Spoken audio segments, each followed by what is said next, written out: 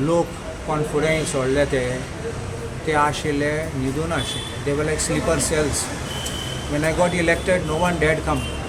Today they think they have power, and they think because of the power they can come out and do anything what they want, and they have their godfathers to protect them.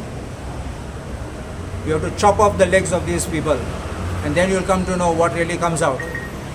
What I mean is chop off the leg of the bosses who are behind them. You understanding? And when they fall, all these people will fall. Sir disbursement किती हांगला सध्या? I will not disclose. Our conversation, our discussions is something very private. Please, I ask you, don't repeat again to ask me the same question. Yes sir. But you will be taking a follow-up on this case?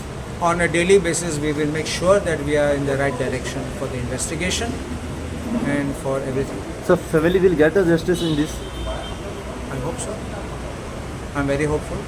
From the facts, it is very evident that there has been a crime committed for which they are liable.